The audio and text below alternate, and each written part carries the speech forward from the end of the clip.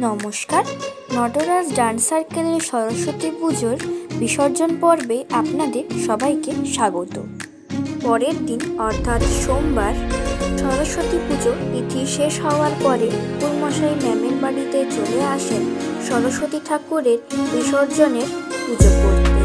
পুজো হয়ে যাওয়ার পর বৌদি বরণ পর্বটা বিদায়ের সাথে সাথে আমাদের মনটাও যেমন খারাপ হয়ে যায়, তেমন মায়েরও মনটা খারাপ হয়ে যায়। তা আপনারা মায়ের মুখের দিকে তাকালে অনুভব করতে পারবেন। প্রত্যেক বছরই নাচের ম্যামের বাড়িতে 2-3 দিন ঠাকুরটি থাকে, কিন্তু এবছর রবি ও সোমবার 2 দিন ধরে তিথি পড়ায় সোমবারই ম্যাডামের বাড়িতে বিসর্জন হয়ে যায়।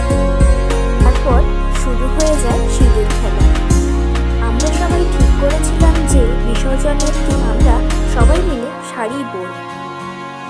দেখুন মায়ের মুখটা কি মায়া ভরা না, মায়ের চোখটাও ছলছল করছে। এবছর ঠাকুরটি ভাসান হবে মেদিনীপুর গান্ধীঘাটে। এদিকে রবিদা ও কৃত্তিকা মিলে ঠাকুরের হাতে জিলিপিটি ঝুলিয়ে দিচ্ছিল এবং দাদা ও রবিদা ডেকোরেশনের কাজ আস্তে আস্তে খুলে ফেলছিল এবং আমি ঠাকুরের যে জিনিসগুলি ভাসান হবে সেগুলি গুছিয়ে দিচ্ছিলাম। এদিকে ঠাকুর ভাসানের গাড়িটি চলে এসেছিল। গাড়িটিকে সুন্দর করে সাজিয়ে নেওয়া হলো এবং আমরা সবাই মিলে ঠাকুরটিকে গাড়িতে তুলে দিলাম।